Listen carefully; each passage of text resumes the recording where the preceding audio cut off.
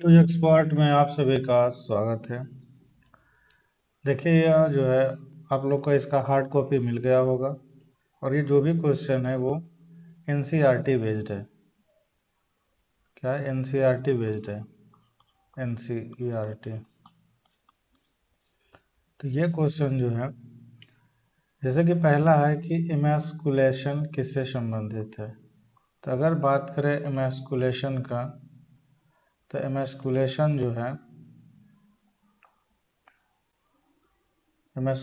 जो है संकरण से संबंधित है। अब ये बात कर लें कि इमैस्कुलेशन होता क्या है। तो इमैस्कुलेशन क्या है? कृत्रिम संकरण की एक तकनीक है।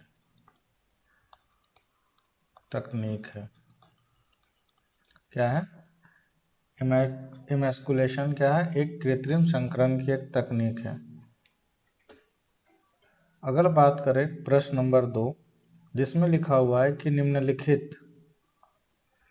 निम्नलिखित में किस पौधे को बंगाल का आतंक कहते हैं। तो बंगाल का आतंक जो है वो जलकुंभी को कहते हैं। ये क्वेश्चन जो है एग्जाम में बहुत बार पूछा गया।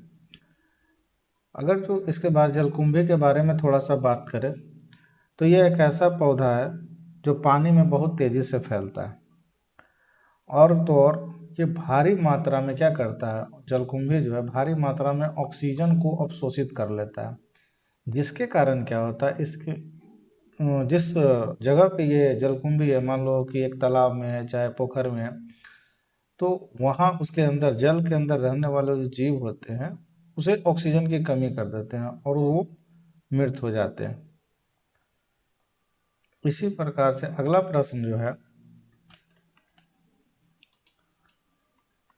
प्रश्न का बात करें, जैसे कि क्वेश्चन नंबर क्या है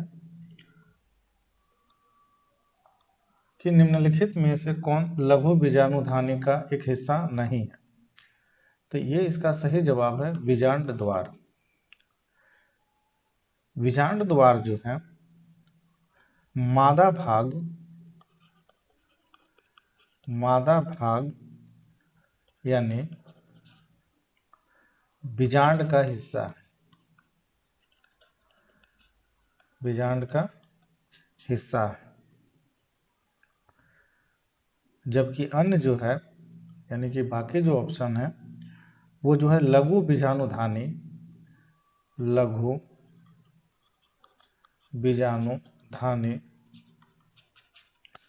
के बाहरी परतें हैं।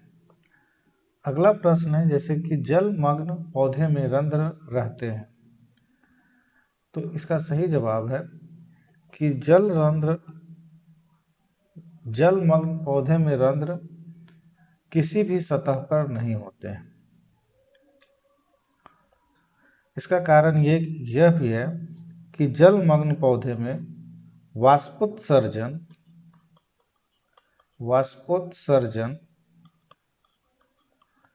नहीं होता है ना, जलमग्न पौधे में। जिसके कारण क्या होता है, जब वाष्पोत्सर्जन नहीं होगा तो इसके कारण क्या होगा कि उसमें गैसों का आदान प्रदान की क्रिया नहीं होता है। प्रश्न नंबर 5 है, प्याज में प्रवर्धन होता है। तो प्याज में जो प्रवर्धन की क्रिया है वो उसके बल्ब में होता है। अगर ये बात करें कि प्याज किस प्रकार का पौधा है, तो प्याज जो होता है कि प्याज जो है जमीन के अंदर होता है, पहला चीज। उसके बाद क्या है कि हम इसके किस भाग को खाते हैं, तो प्याज का हम लोग तना भाग खाते हैं। क्या खाते हैं? तना भाग खाते हैं। और इसमें जो है कायिक प्रवर्धन की क्रिया होती है। प्याज में क्या होता है? कायिक प्रवर्धन की क्रिया होती है। अब क्वेश्चन नंबर 6 जो है इसमें है कि फूलों में कीटों द्वारा परागण कहलाता है। तो फूलों में जो कीटों द्वारा है इसको कहा जाता है एंटोमोफिली कहा जाता है। एंटोमोफिली यानी फूलों में कीटों द्वारा परागण कहलाता है एंटोमोफिली। इसका मतलब यह हो गया कि कीटों द्वारा होने वाले परागण।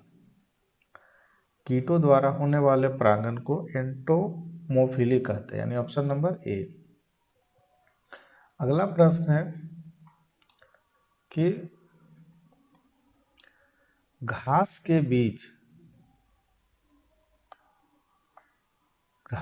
बीज में प्रशलक को क्या कहते हैं? तो इसका सही जवाब है प्रशलक मतलब बीजपत्र। प्रशलक मतलब बीजपत्र। और घास जो है एक बीज पत्री वाला पौधा होता है। घास क्या होता है? एक बीज पत्री वाला होता है। जो घास है वो एक बीज पत्री वाला होता है। अगला प्रश्न है कि निम्नलिखित में से कौन अंड समुच्चय से नहीं जुड़ा हुआ है? तो इसका सही जवाब है प्रतिवंशांत कोशिका। प्रतिवंशांत कोशिका। अब ये क्या होता है? तो प्रतिवंशांत कोशिका जो है वो निभागीय सिरे पर होती है, जबकि अंड समुच्चय जो है बीजांड द्वार के सिरे पर रहती है ना, बीजांड द्वार के सिरे पर रहती है। अगला प्रश्न, निम्नलिखित में से कौन पौधे में कायिक नहीं होते? कायिक प्रवर्तन। तो इसका सही जवाब है मुकुलक, है ना। इसका सही जवाब क्या है? मुकुलक। इसमें क्या होता है? अलैंगिक प्रजनन की क्रिया होता है। अलैंगिक प्रजनन की क्रिया होता है। अगला प्रश्न है ऑर्थोट्रॉप्स बीजांड निम्नलिखित में से किसमें पाया जाता है? तो ऑर्थोट्रॉप्स बीजांड जो है ये पॉलीगोनम में पाया जाता है। पॉलीगोनम में क्या होता है कि पॉलीगोनम में सीधा बीजांड पाया जाता है। सीधा क्या पाया जाता है? बीजांड पाया जाता है। अगला प्रश्न है कि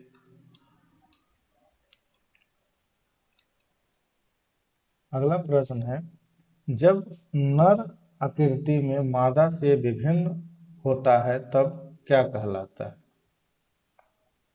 है ना? क्या है? जब नर आकृति में मादा से भिन्न होता है तब क्या कहलाता है?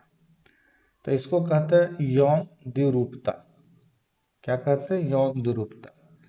अब यौन द्विरूपता का अगर परिभाषा तो बात करें कि यौन द्विरूपता होता क्या है? जब किसी प्रजाति में नर और मादा, यौन द्विरूपता का परिभाषा है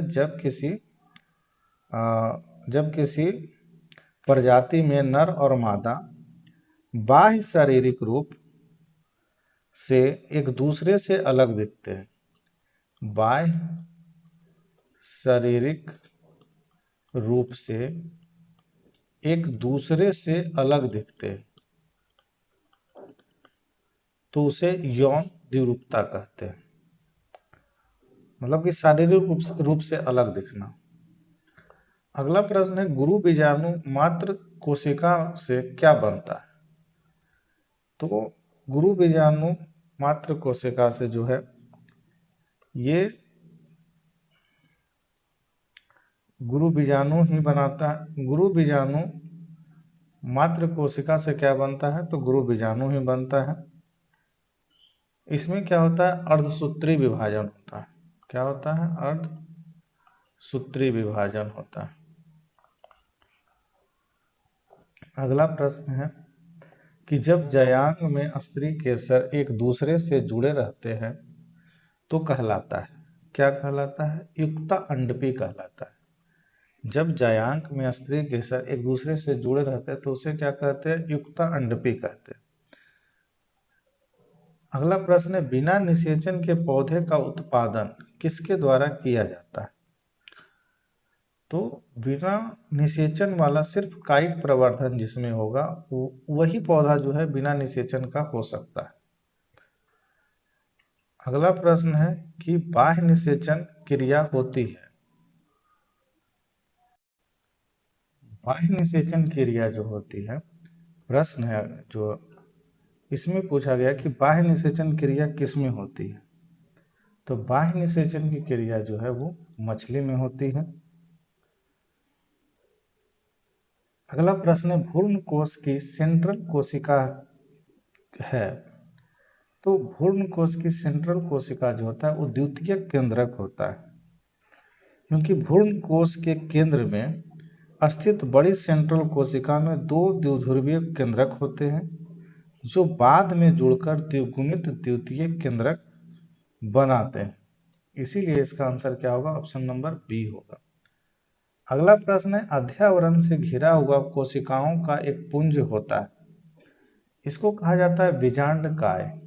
अब बीजांडकाय क्या है, तो बीजांडकाय कोशिकाओं का एक पुंज है। बीजांडकाय कोशिकाओं का एक पुंज है। क्या है, पुंज है, जो बीजांड का मुख्य भाग बनाता है। बीजांड का क्या करता है, मुख्य भाग बनाता है,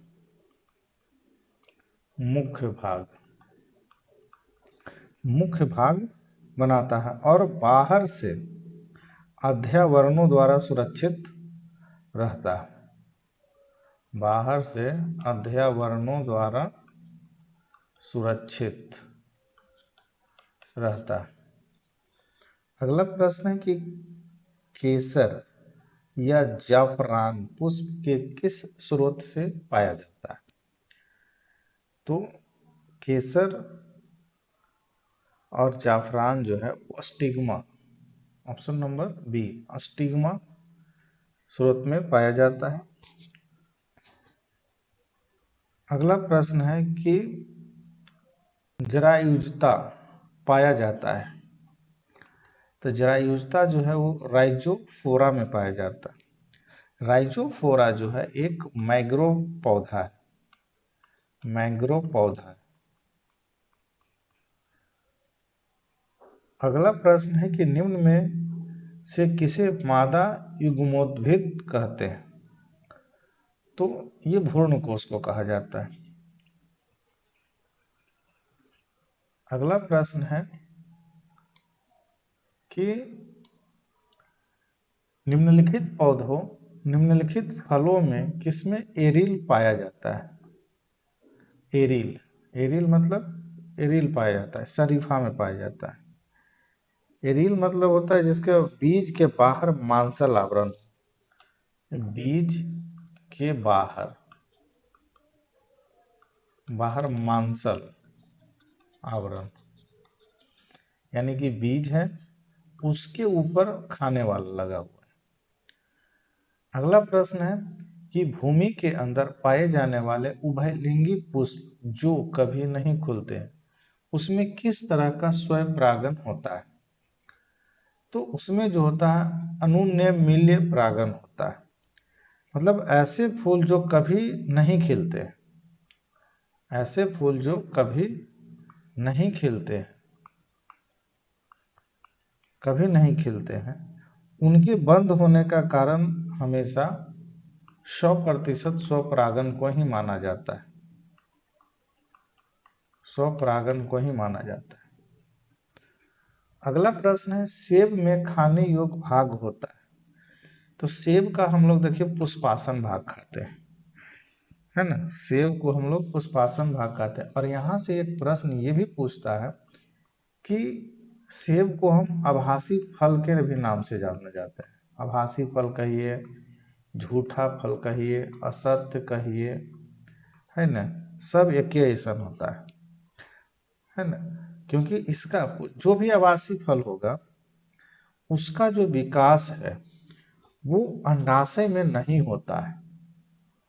सेब है यानी कि जो आभासी फल है उसका विकास जो है अंडाशय में नहीं होता, तब होता कहाँ है, तो इसका जो विकास है ये पुष्पासन में होता है, जो इसका आंसर है ना। अगला प्रश्न, किस फल में बीज चोल खाया जाता है। किस फल में बीज चोल खाया जाता है। अब ये बीज चोल का मतलब क्या हुआ, अभी आप ऊपर पढ़े हैं क्वेश्चन नंबर 21 को ध्यान में रखिए कि एरील भाग खाया जाता है। एरील भाग में क्या बोले थे, ये बीज होता है और ये उसका गूदा भाग होता है। अब देखिए जायफल, इसका भी बीज है, उसके ऊपर फल है। लीची बीज है, उसके ऊपर फल है। शरीफा बीज है, उसके ऊपर फल है, यानी ऑप्शन नंबर डी है ना।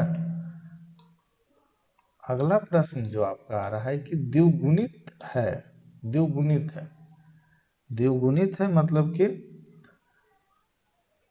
इसमें युग्मनज जो होता है, युग्मनज, ये ऑप्शन नंबर डी, युग्मनज जो होता है वो द्विगुणित होता है। द्विगुणित में क्या हो जाता है, नर जो होता है एन, मादा एन, यानी कि दोनों मिलकर के 2n द्विगुणित हो गए, है ना। यही था। अगला प्रश्न है कि एक नारियल में खाने योग्य भाग क्या है। तो नारियल का हम लोग क्या खाते हैं, भ्रूणपोष खाते हैं, है ना। नारियल का हम लोग क्या खाते हैं, भ्रूणपोष खाते हैं। अगला प्रश्न है एक परिघटना जिसमें अंडाशय बिना निषेचन के फल में विकसित होता है, क्या कहलाता है। अभी आप ऊपर पढ़े हो सेब के बारे में, तो क्या हो जाएगा, अनिषेक फलन हो जाएगा, बिना निषेचन के, है ना। एक परिघटना जिसमें अंडाशय बिना निषेचन के फल में विकसित होता है, अनिषेक फलन।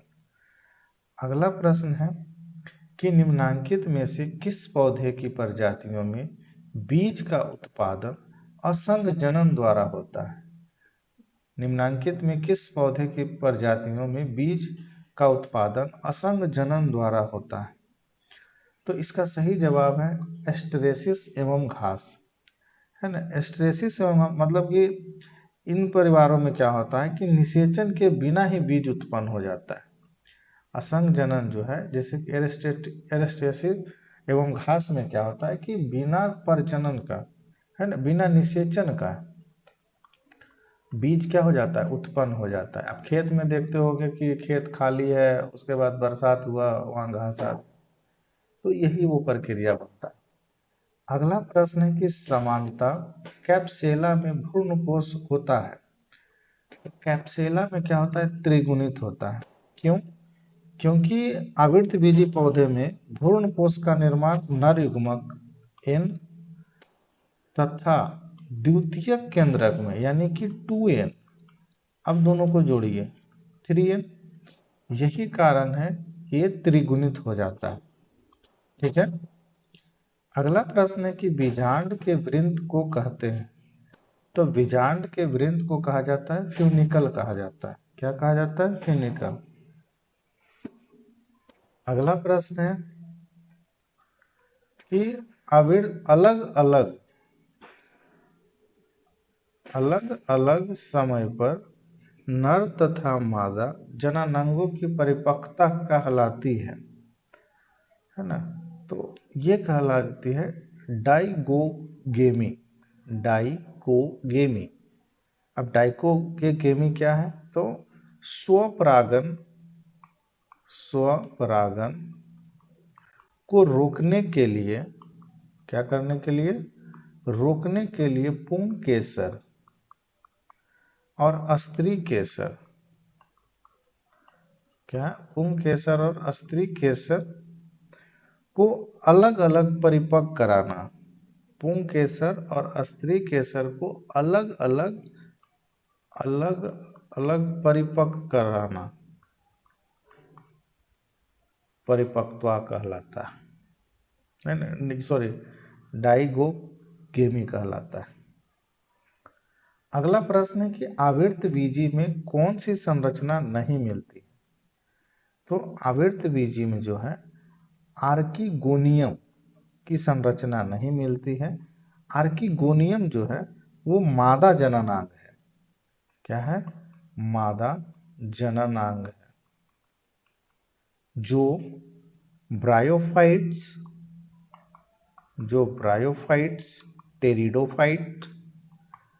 टेरिडोफाइट और जिम्नोस्पर्म में पाया जाता है। अगला प्रश्न है कि एक प्रारूपिक आवृत्तबीजी भ्रूण कोश प्राय है, तो ये 7 कोषीय होता है। एक परिपक्व आवृत्तबीजी भ्रूण कोश में 8 केंद्रक होता है, पूर्ण वाला में 8 होता है, लेकिन कोशिकाएं में केवल 7 होता है। क्या होता है? कोशिका में 7 होता है, जिसमें क्या होता है कि 3 प्रतिमुख, 1 अंड, 2 सहाय और 1 बड़ी केंद्रीय गुरु बीजाणु होता है। तो आशा करते हैं ये सेशन आपका अच्छा रहा होगा।